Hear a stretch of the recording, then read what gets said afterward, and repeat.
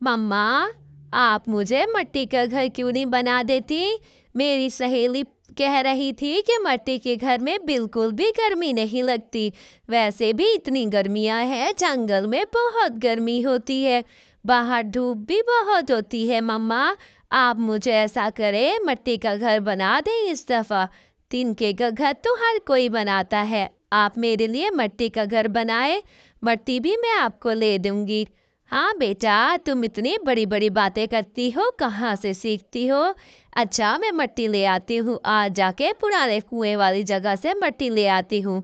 आज ही शुरू करती हूँ आपके लिए मिट्टी का घर, इतना सुंदर बनाऊंगी। हाँ, ये बात तो आपने ठीक कही कि गर्मियों में हमें गर्मी नहीं लगेगी, और बहुत ही मजबूत होता है मिट्टी का घर। मैं अपनी गुड़िया को आज ही बना कर देती हूँ।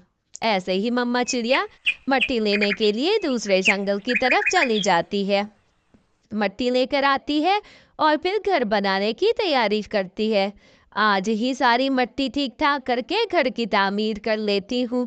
कल से फिर इस पे रंग लगा लूंगी, बहुत ही अच्छा घर बनाऊंगी अपना। ऐसे मजबूत होगा कि किसी हवा से इसे फर्क ही नहीं पड़ेगा। मिट्टी का घर बहुत मजबूत होता है।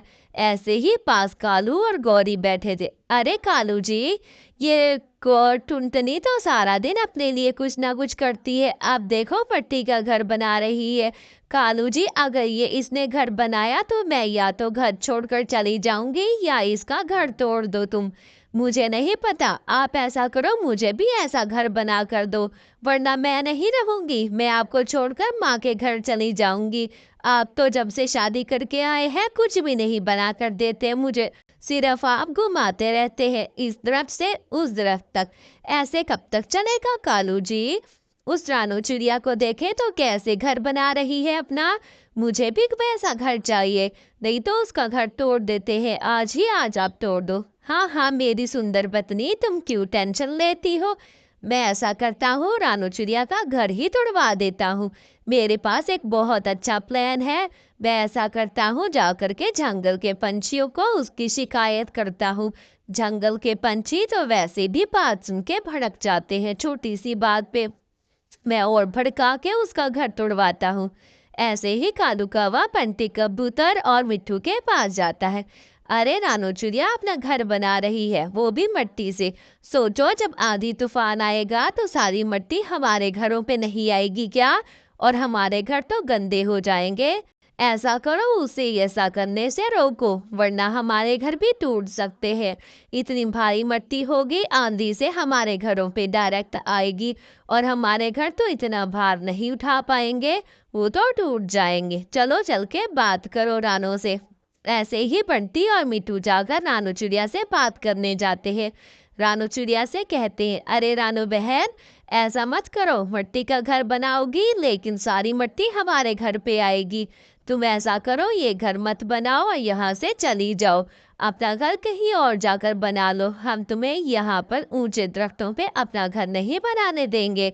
ऐसे तो आंधी तूफान से सारी मिट्टी हमारे घर पे आ जाएगी और सारा हमारा घर टूट जाएगा। अरे नहीं नहीं बंटी भैया, ऐसा कुछ भी नहीं होगा।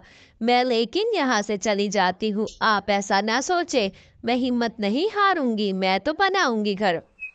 ऐसे ही रानू चिड़िया हिम्मत नहीं हारती और अपनी मिट्टी लेकर के चली जाती है। वो ऊंचे दरख्त पर जाकर अपने लिए मिट्टी का घर बनाती है। मिट्टी का घर तो बहुत सुंदर बन गया है, बहुत ही अच्छा घर है। मैंने तो अपनी बेटी के लिए इतना अच्छा घर बना लिया। ऐसे ही थोड़े दिनों में वहां पर तूफानी बारिश हो जाती है।